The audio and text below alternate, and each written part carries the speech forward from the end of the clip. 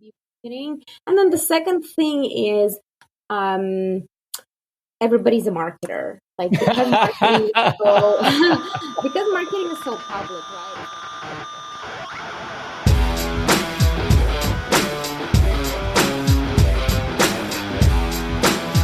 Hello and welcome to episode 180 of the Rockstar CMO effing marketing podcast. I'm your host Ian Truscott. I'm no rockstar, but with this podcast, I want to share the marketing street knowledge I've picked up on my journey from sysadmin to CMO with the help of some true rockstars. My guests and chums who I hope will inspire the marketing rockstar in you. It's Saturday the 26th of August, and for regular listeners, thanks for coming back after my break last week. I broke the streak after 179 consecutive weekly episodes, but now we're back.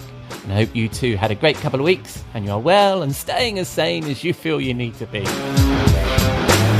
This week Jeff is away, but I have a splendid interview with the master storyteller and founder of Mavuus, Dilya Abushayeva, before I wind down the week with my friend and content marketing guru Robert Rose in the Rockstar CMO virtual bar for a cocktail and a marketing thought.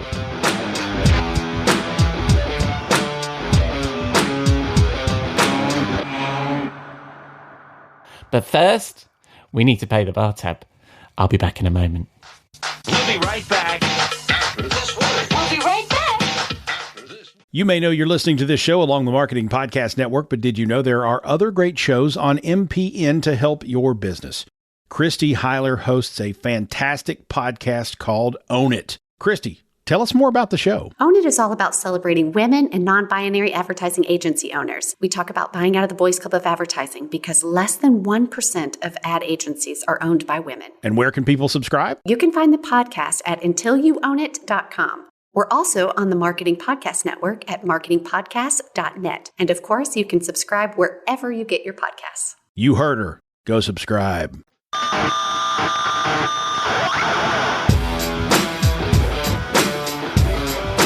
Before I get to Dilya, here's a quick thought that I'm working on for my Tuesday 2 Cents blog. As a content creator, you might feel all your ideas have already been written, but they don't have to be original. They just need to be trusted and convenient. Let me explain. Have you ever been looking for a new car and asked advice from a friend who knows a lot about cars? Or took the shared experience of someone who just had a home extension built as the truth about local building regulations? Or maybe seeked the advice of someone you know and trust who seems particularly good at filing their taxes? We all do this. We ask our friends and family for advice. And yet in theory, we have the whole world of knowledge and potential access to the number one or even number 1,000 expert on whatever question or challenge we have in our hands. We are, after all, now connected. But who wants to put in that kind of work? I don't mean doing a simple Google search, we all do that, but getting the advice you actually trust through connecting with a genuine expert when your knowledgeable yet amateur car buying, extension building, tax efficient chum is right here, forming your opinion on the topic over a beer. This is a simplistic comparison, chum versus internet search. My point is that every day we listen and trust people that have non-original content to inform our decisions. The right mix of trust, credibility, and convenience beats the work needed to find the number one expert. I hear this all the time in consulting. I was chatting to a friend over lunch who is having this exact experience. They are working with a large corporation, doing the thing they have the most experience in and reputation for, and the company trusts them. They're now asking her to do more in areas where there are better qualified consultants in the world. Why? Because she is both trusted and convenient. Again, trust beats being the number one expert. So if you're a content creator agonizing, as many of us do, with imposter syndrome of thinking your ideas are not original, they could be to someone that trusts you. Those ideas may not have found their way to your audience because they needed someone like you that they trust to share them. That's my thought for the week. Don't worry too much about being original. Be trusted and convenient.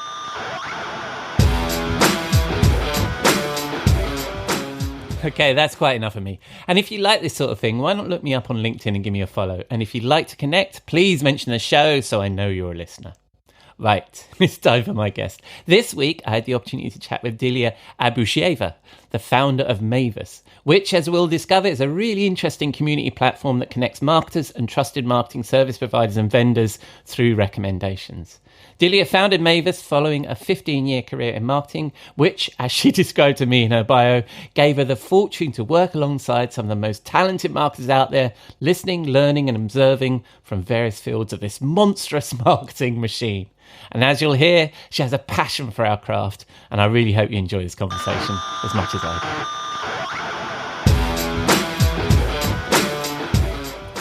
Welcome, Dilya, to Rockstar CMO FM. How are you? I'm doing good. Thank you for having me today. I'm really excited for our conversation today, Ian. Hey, it's great to have you. It's great to have you. And you come recommended from Tim Hines and his Marketing Starter podcast. So I better give a little shout out to Tim right at the beginning. Hey, right? Tim. Love Tim. All right, because he's also on MPN. I was going to mention that later. He's also on the Marketing Podcast Network. So, Dilya, tell us a little bit about yourself and what it is that you do. Absolutely.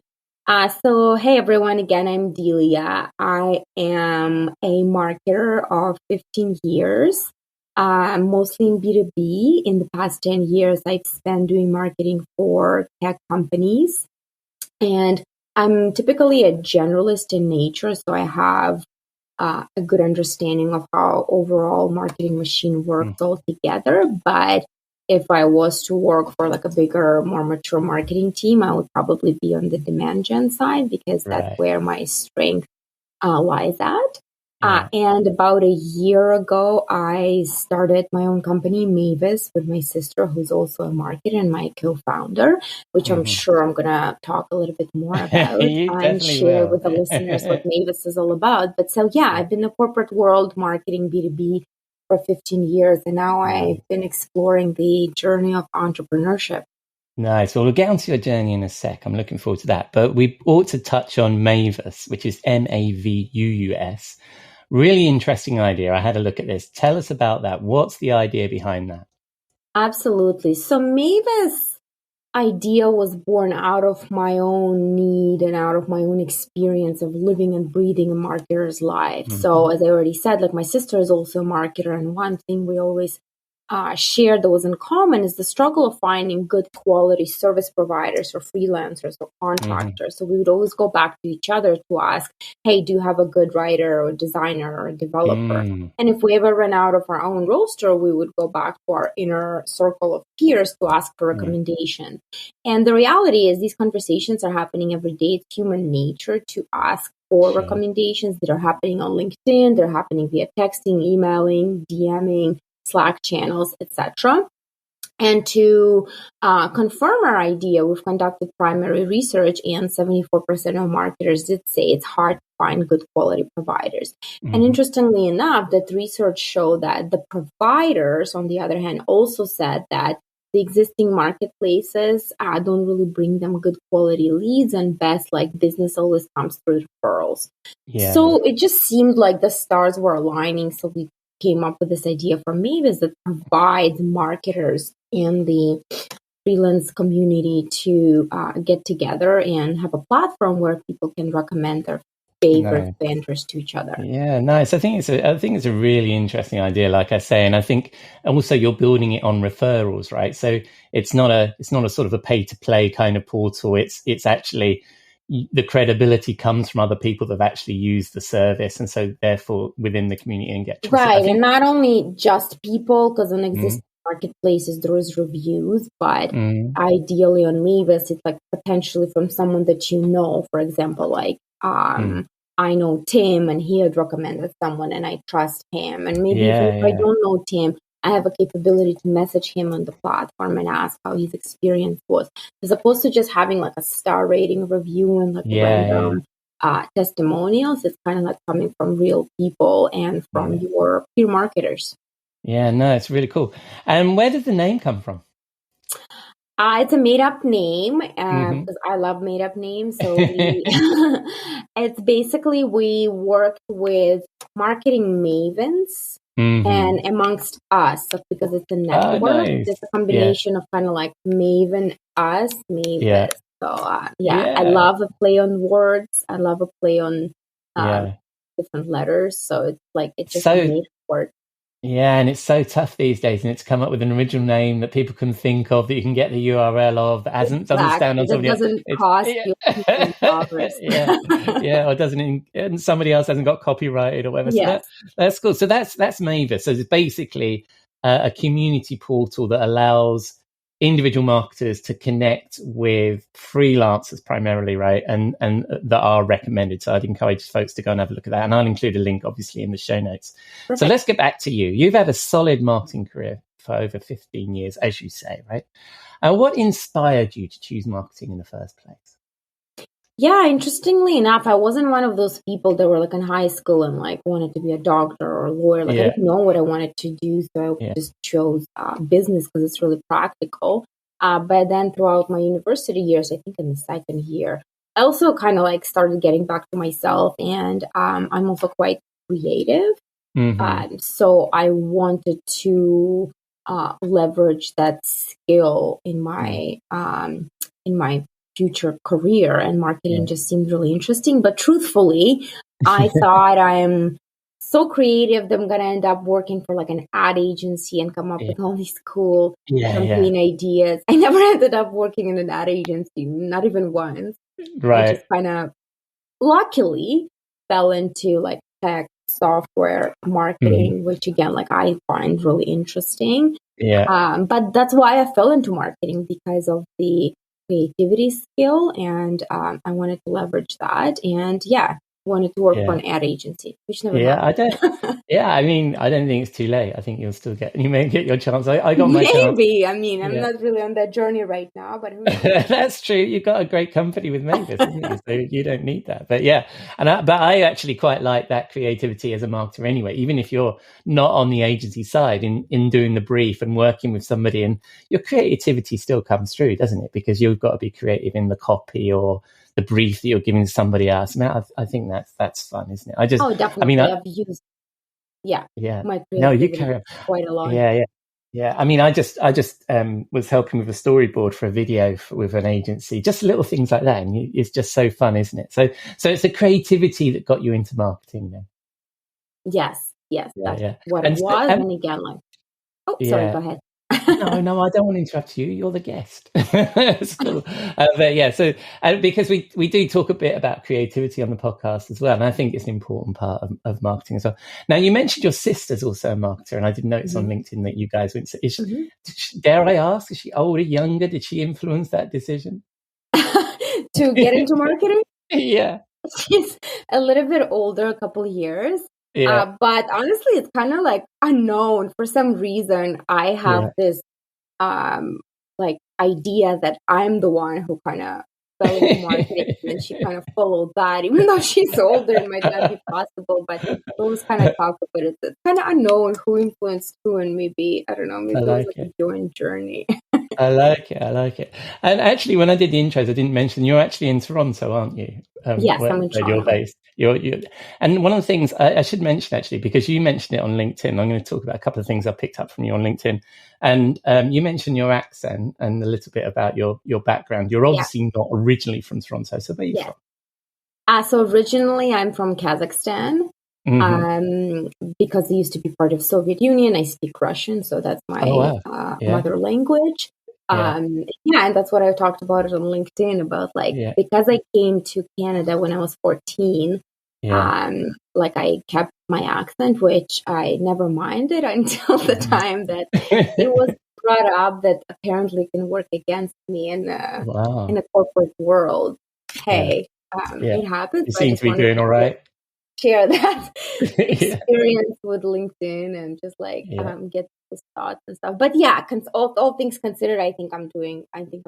Oh my God, absolutely, absolutely. And it's funny because my two daughters spent like 4 formative years in the US, and one of them just picked up the accent immediately, and we've been back quite a while, and it's still there, you know. So it's funny with people with accents, the way that we pick them up, and then sometimes we lose them, and sometimes they stay. So I think that's fun. Anyway, let's move on from accents. We can move back to LinkedIn though, and more of a serious topic, because again, something I saw you talking about. I was really interested in this because you've had that 15 years and mostly in demand gen, as we know that demand gen is mostly working with sales. And again, it's a hot topic on this podcast about the relationship with sales. What have you learned in your career about the relationship with sales, and what's your advice for marketers in how to make that work? Because sometimes we're a bit oil and water and it doesn't always work, and everybody's talking about the relationship with sales. What's your secret? Yeah.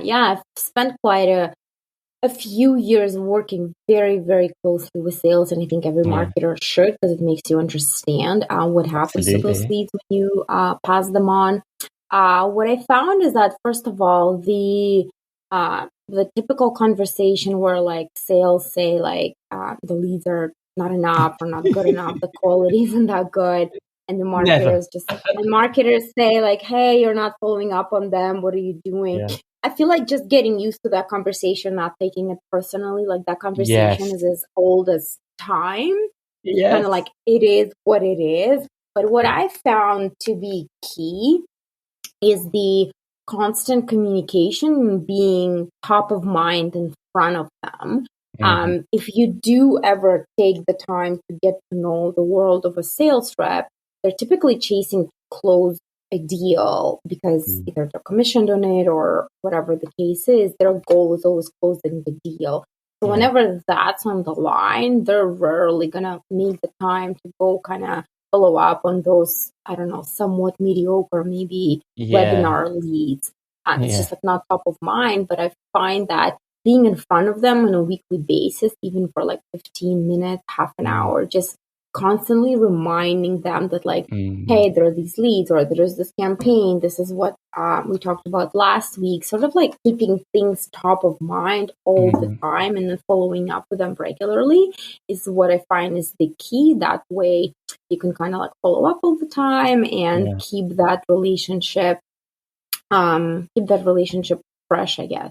Yeah, no, I like that. So that your secrets there are empathy and communication, right? Basically, is understand the job they need to do, and also just keep reminding them, hey, we've got these other leads. When you've got over that really fantastic thing you're working on right now, there's more over here. Correct. And again, it's kind of like also becomes a habit. Like once you start doing that, and once you start sharing things, they kind of also get into a habit of regularly hearing from marketing, and it becomes a habit of, getting those leads and getting to them, or leaning into a campaign that we're doing, and just kind of like making it a habitual thing versus getting together with them once a month, which I find to be kind of ineffective. Well, the other thing is through that communication, you learn what they consider to be a good lead, don't you? And then you can set the appropriate level of targets. I mean, you can say, well, I've created 15 great MQLs today, and they can say, well, no, 10 of them were rubbish, And well, obviously they're always going to say the leads are weak, right? As you pointed out, but at least you'll get to understand a little bit about what they need. So I think that's great advice. That's great advice. Back to Tim, who we mentioned at the beginning. I was listening to your interview with him on the Marketing Starter podcast, another drop of his podcast name. And what I was surprised by, what I liked actually, and I was surprised by, and we've just been talking about it, is that your favorite part of marketing is actually demand generation, which you mentioned, and you said you love demand generation. I expected Tim to jump on that and seize on it. So I want to take that opportunity to ask you, what is it that you love about demand generation? I think what I love about it, because demand gen is kind of everything, entailing generating that demand. Demand gen is not just email. It's not just form capturing. It's not just a webinar. Demand gen really captures the entire marketing, and and when you understand that, I think a lot of marketers would like demand gen a lot more. Demand gen is everything. Even like marketing communication would fall into demand gen, because you're literally like generating demand for the company. It just depends where they are in a funnel. Events are demand gen as well. So to me, demand gen is kind of everything in marketing. It's just having that ability to be able to, see the funnel, how they're moving down the funnel, where they're possibly stopping, where they're possibly falling off. It's the ability to kind of illustrate that and have that understanding. That's what demand gen is. And that's why I love it. I also love, like I said, I'm creative, but also I have the analytical mind in me. I was always really good in math. So I think that's another part where I love demand gen is because you can be like creative with all your campaigns and leverage the channels, but then you can also go and analyze a lot on all the different like performance metrics and seeing like where things are operating, what your conversion rates are. You can compare. Again, I'm kind of like a nerd when it comes to that, so I also enjoy that quite a bit. I'm a huge believer in benchmarking. Like I feel like before you start to do anything in marketing, you should benchmark where you're at right now, so you know how you're performing later. So like there are many things to love about demand gen. I think it's just more what you how you think of demand gen. Yeah, no, I really like that. And I run a team of like 20 odd marketers, and I have a demand gen team, and I always describe them as like the tip of the spear. You know, I mean, I'm not going to tell the rest of the marketing team that they're the most important people in the business, but that's where we're going to make a difference, isn't it? Right. It's where we create demand. Now, obviously, creating brand value and all the other things we do are also great, but that's when it matters, doesn't it? When you demonstrate that marketing matters is when you create demand. So I think that I can understand why you want to be there, particularly if you're creative and you love math. Then so that seems perfect. And so that's and have you spent the whole of your career in demand gen? That's where you've made your mark. Primarily, yeah. I mean, I've also been on smaller teams where I would be leading a team, but primarily that's where my strength is at. No, I like that. So now flipping back to Mavuus, because what I'm interested in here is that it's all very well doing all this demand gen when you're in a B2B company and you're working in a large team. As an entrepreneur, and I found this when I was doing my own thing, demand gen and business development is like, I'd rather be doing the work than doing the business development. How do you find transferring those skills, your demand gen skills, to when you're your own client, if you like, or your own boss? Right. So I found and I actually noticed this difference quite quick once I started marketing for my own company versus marketing for when I was working for corporate. Yeah. I've started incorporating storytelling into our demand gen efforts pretty quickly, because I guess Mavuus is still fairly small. We founded with my sister, so 2 female founders. We have this great visual brand that it's all pink, and we do a really good job of branding that with our own photography, etc. Storytelling is a big part of how we do demand gen for Mavuus, by sharing our own sort of personal entrepreneurial journey of, being first-time entrepreneurs, how we're doing it, how we've left our jobs, how we're handling things, how we're overcoming roadblocks, etc.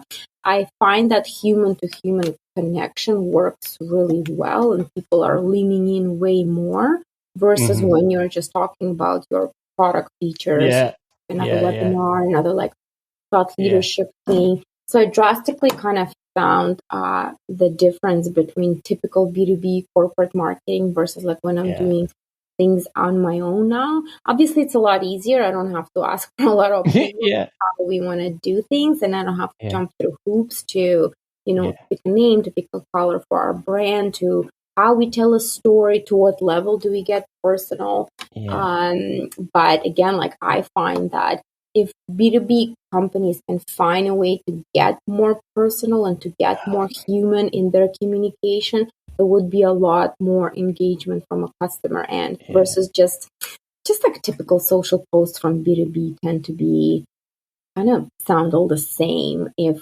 they would find a way to humanize a lot more, there would be a lot more engagement. We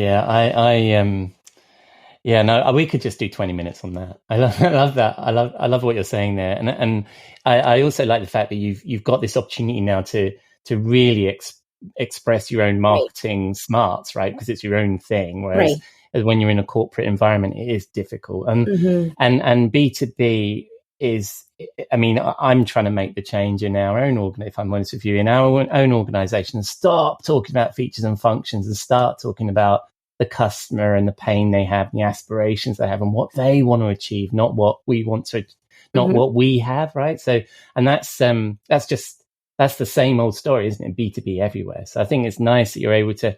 And the other thing I was thinking as well is I think that you need to take a human to human marketing approach with your product, because that's exactly what it is, right? It's a human to human product. Yeah. So I just find it also interesting going back to like corporate B2B, like the B2B sales reps really clearly understand that sales are done via one-on-one or like human to human relationships. Everybody knows that there is such a thing as like in-person meetings.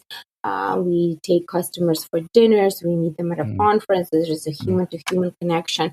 But I just feel like B2B marketers haven't necessarily found a way to humanize their communication. It's all still sounding very B2B-ish. I think less human. Yeah, absolutely. And I do worry that we're going to go on about this for 20 minutes because it's a great topic. I love this topic. Because exactly what you're saying, I think it's because there's almost like a template, isn't there? If you're a B2B marketer, this is how we operate. We get on the hamster wheel and this is how we roll. This is what we do. And this is what our competitors do. Let's look at them. Let's do that. Exactly.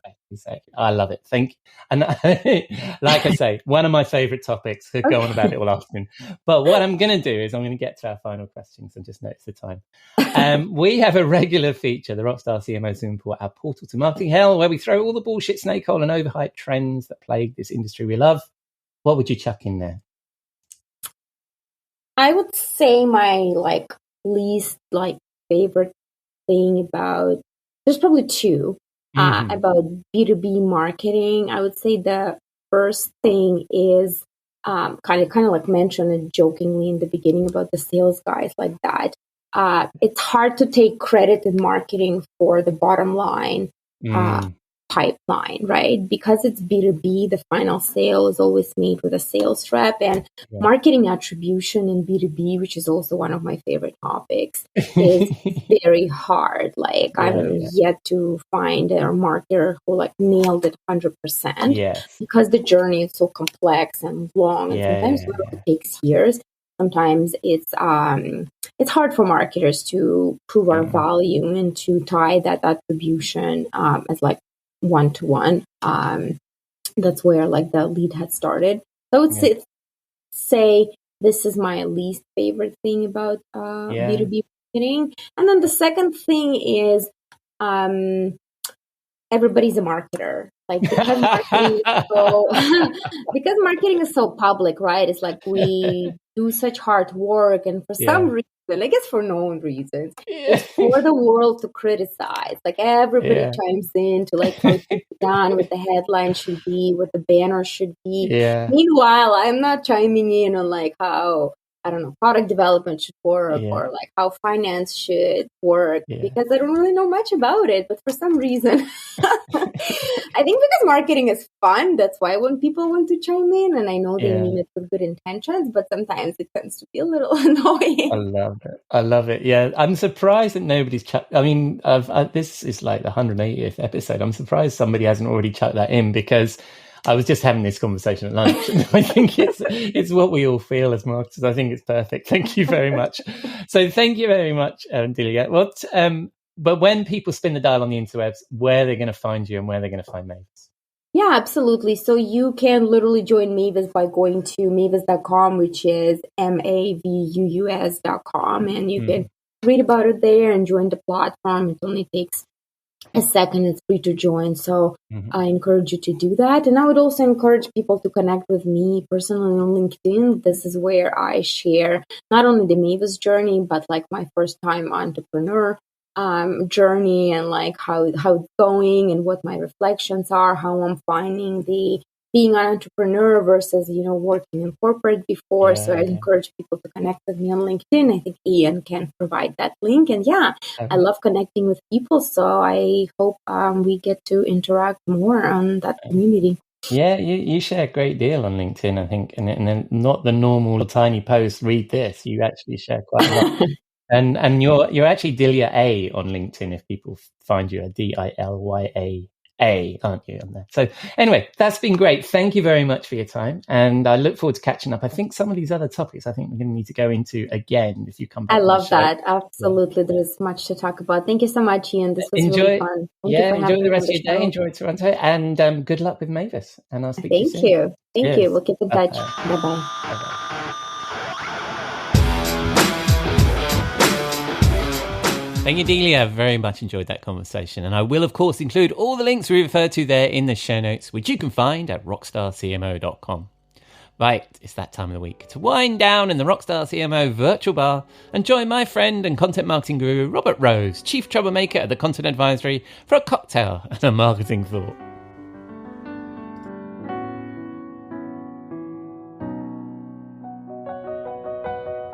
Good evening, Robert. What are you drinking? Oh, hello, my friend, and welcome to the bar. Thank you. It's been a strange week since we last got together here in the bar. It's been 2 weeks because I took holiday. Well, yeah, I know it's been 2 weeks. See, I keep thinking you're trying to keep up the sort of suspension of disbelief here with the whole timing here, but oh no, you're going to be transparent and honest. And I think if people are good enough to listen, they might have noticed the podcast. Well, I hope the people noticed. No, do I hope? Well, I hope the people noticed the podcast wasn't there last week. Otherwise, I haven't got any listeners. That's right. Yeah, it couldn't be any more British of you to be so transparent and honest, right? And apologize in advance for your absence.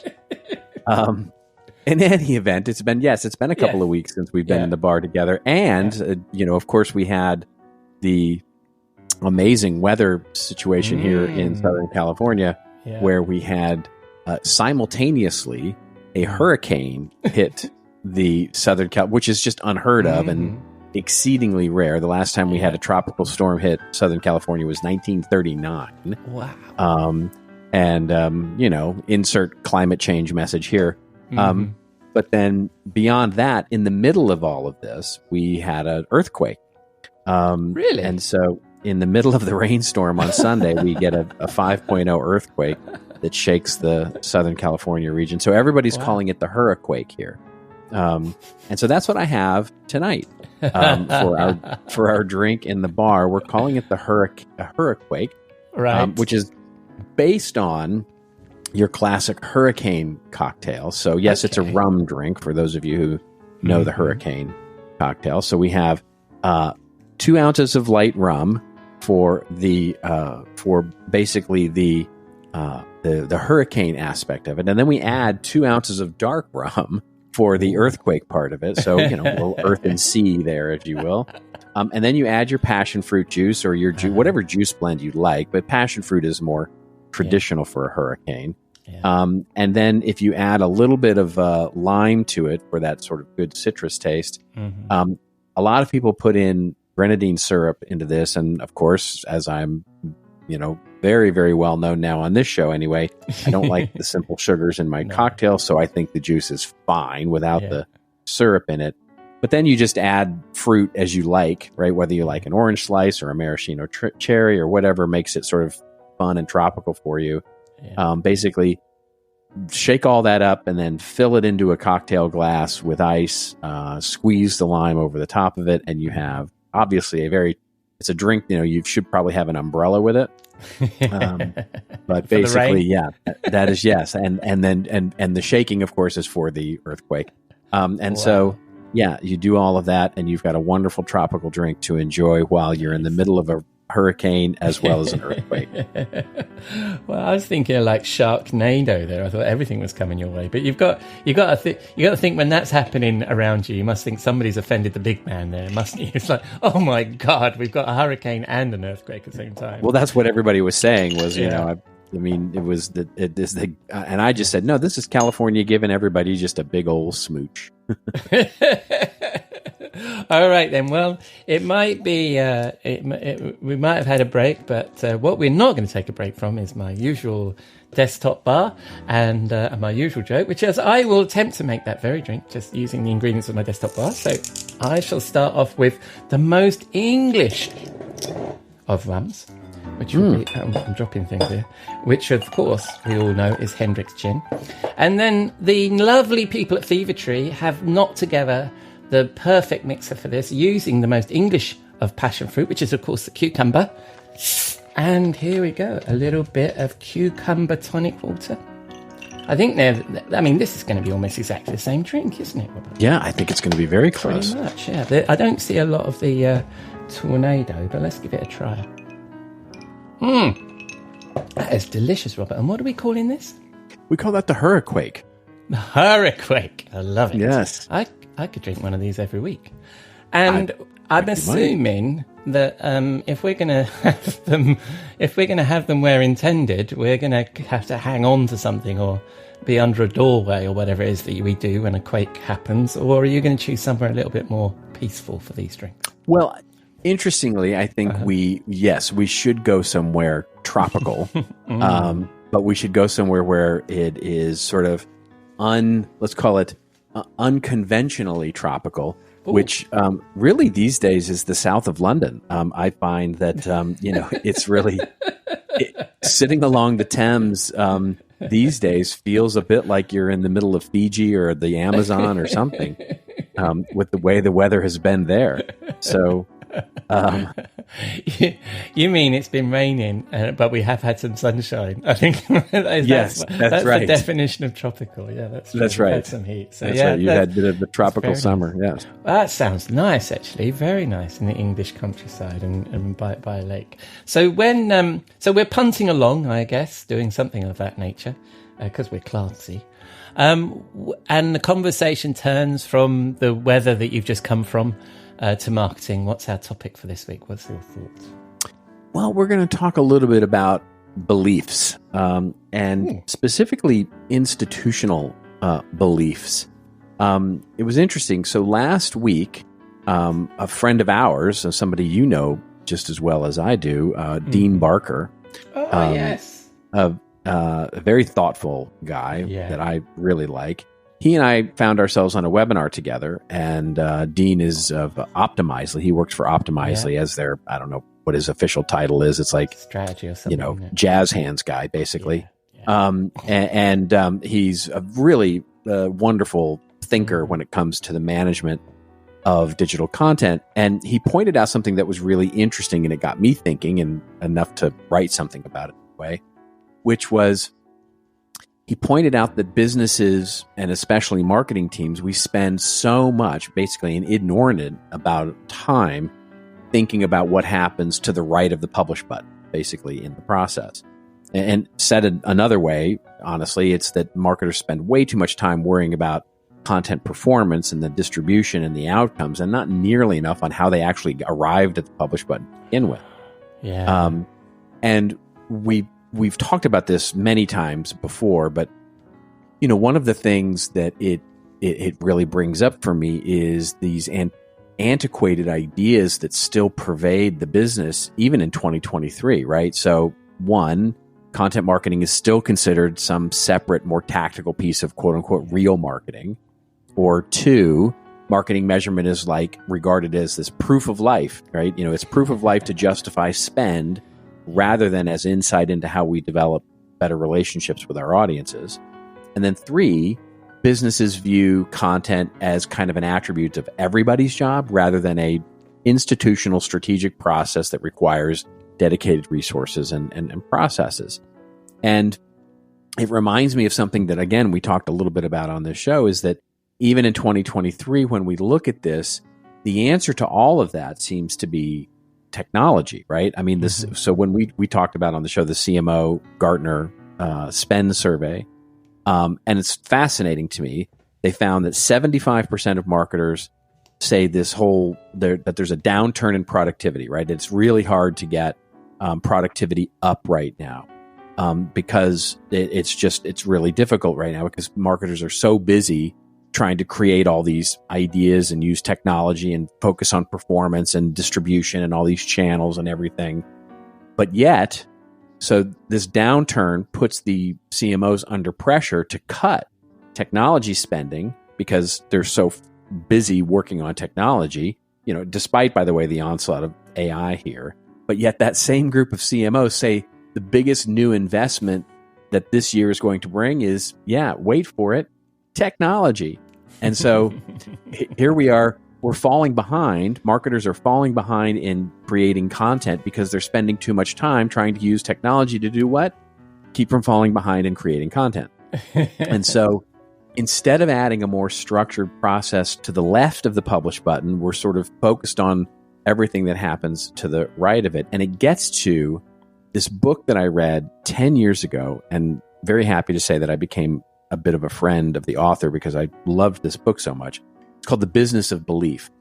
And the guy, Tom Asacker, who's just a really smart guy, he actually, we talked about this. We actually, because this is not a new problem, right? This is something that has been around forever. Yeah. And we talked about this idea of change and how you get new processes in and how you change the belief of the organization of those three things that I just talked about. Mm-hmm. And he said, you can't.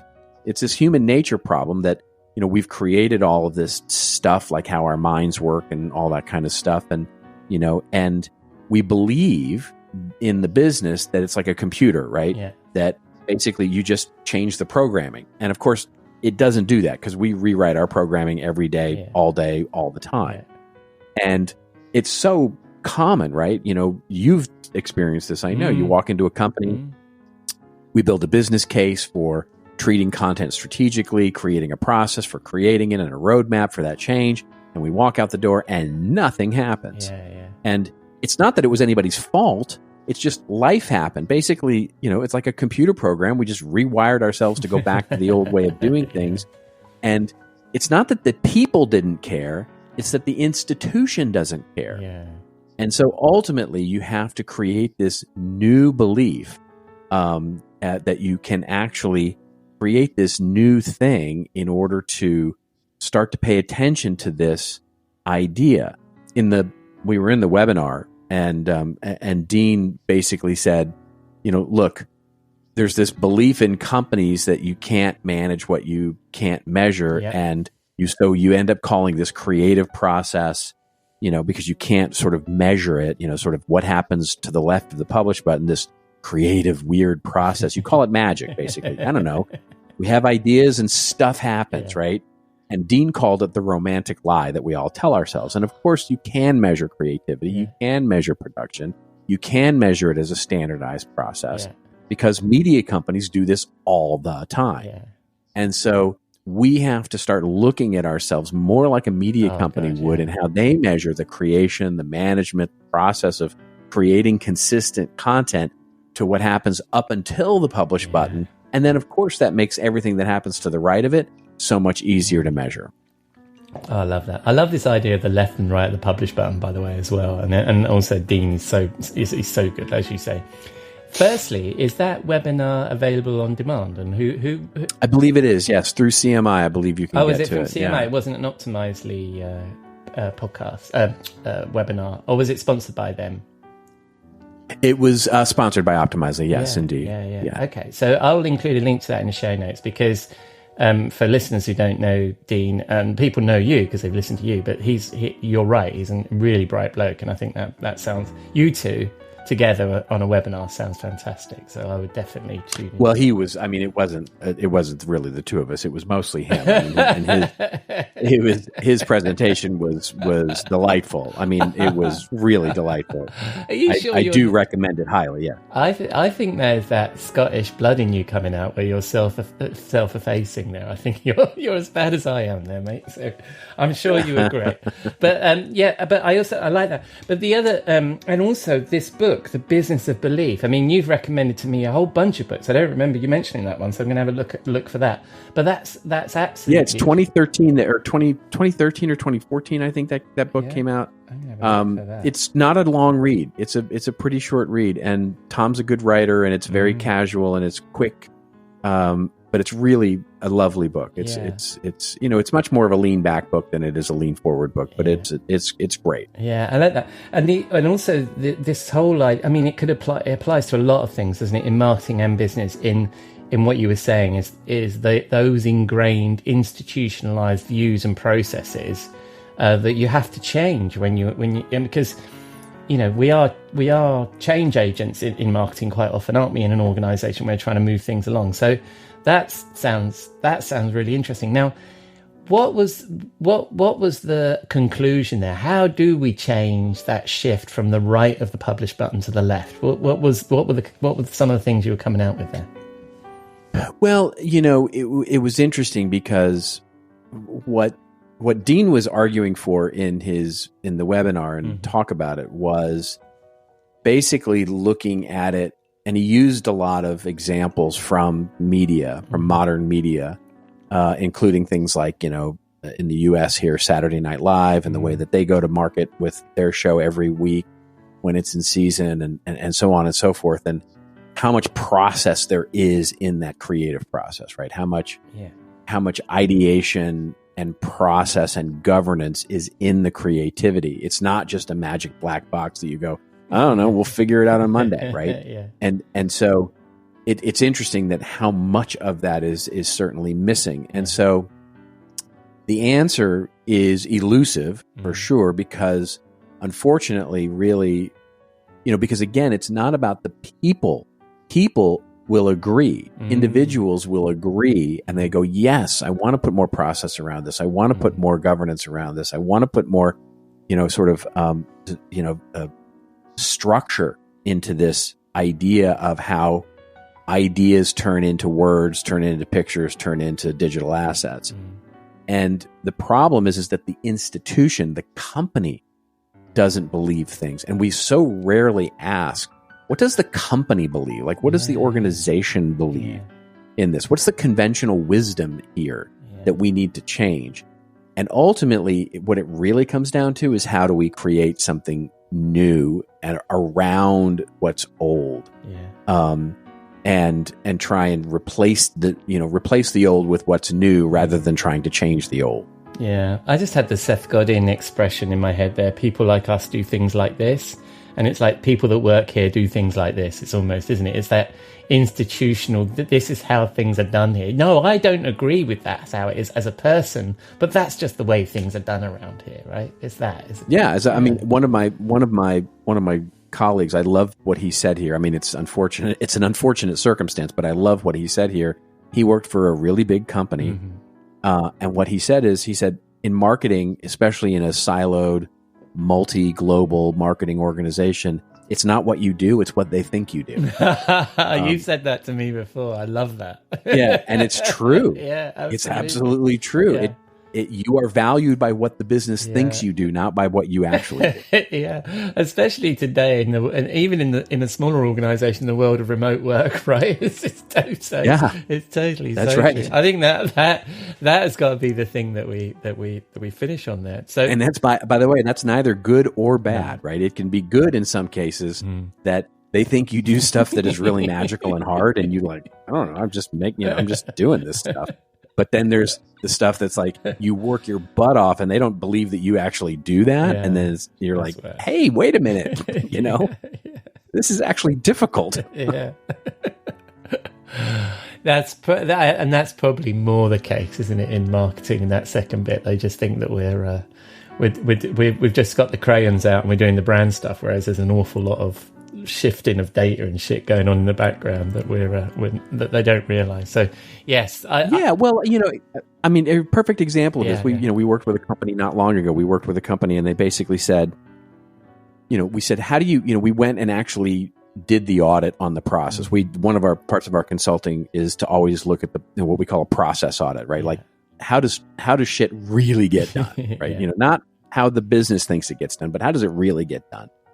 And so something simple like translation management about how content gets out to regional offices, right? And so we went and did this thing where we talked to the marketing manager there, and it's one person who has a junior level person, and they just throw darts at a wall and go, this content piece should be good. Why don't we do that one? Ooh, that one had a good headline. Why don't we send that one? And then they just wrap it all up into an Excel spreadsheet and email that to the regional offices with links and say, here you go. Do it with what you will. You bring that to the senior leadership of the company and you go, this is the process for that. I don't even know that I'd call it a process, but this is how it gets done. And senior leadership goes, meh, yeah, okay. It's not the way it says it in the manual, but okay, that's the way it gets done. It's like, no, you have to care that this is stupid. You know what I mean? I fear that that's now been said out loud and is out in the world, and most people believe that's what happens anyway, right? So I think people would be, well, here's the thing. People would be amazed at how ass backwards some of the biggest companies on the planet are in the way that they get content from idea out to the website. I love that. Ass backwards. Such a great point. So when people aren't looking for ass backwards content and it's well thought out ideas, where might they find those, Robert? Well, they'll find it on our brand new, shiny new, I've been saying I don't know for how many weeks now that we've been working as cobbler's kids on our website, but the shiny new website at contentadvisory.net. Splendid. And I have it in front of me, and yes, it is shiny and it is very new. So yes, I would encourage people to go take a look at that. And when people spin the dial on the interwebs and they want to connect with you, where will they find you? They'll find me mostly on LinkedIn these days. I'm bemused at Elon's ability to rebrand Twitter. Because he can't even get the media to say it right. So it's fascinating to me. But so I'm on Twitter, or what is known as X, or formerly known. I mean, it's like the Prince sort of thing. But I'm not. But I'm not nearly as active there. And LinkedIn is my choice. Cool. And because the book comes out really soon, doesn't it? I mean, how's that going? The book comes out on the 26th of September. And so it's coming along well. We're busily trying to get some marketing and stuff like that. It'll be I'm going to try for a Jubilee launch, right, where we launch at Content Marketing World, and then it'll come out through the following week into the early part of November, or excuse me, October. Nice. Yeah, nice. All right. Well, I'll include it because it's already available for pre-order, so I'll include the pre-order link in the show notes. Indeed. All right, mate. And most important to me, will you be in the bar next week? I will indeed. All right, mate. I'll see you then. Okay. Thank you, Robert. Love that idea of what happens to the left and the right of the publish button. So that's a wrap on episode 180 of the Rockstar CMO effing marketing podcast. I've been your host, Ian Truscott. Thanks to Dilya and Robert for sharing their experience and insights. And you can find all their links and the things we discussed in the show notes on rockstarcmo.com, along with our blog, newsletter, and all of our previous episodes. Thank you for dropping a dime into your podcasting jukebox, selecting our track and jiving along with us. Please let us know what you think via the socials. Drop us a rating or review in your podcasting app, or just keep listening. I'm glad you're here. Next week, Jeff is back in the marketing studio, and I believe we'll be chatting about field marketing. And of course, Robert will be in our virtual bar, and I have no idea what he'll spring on me. But I do hope you'll again join us here on Rockstar CMO FM.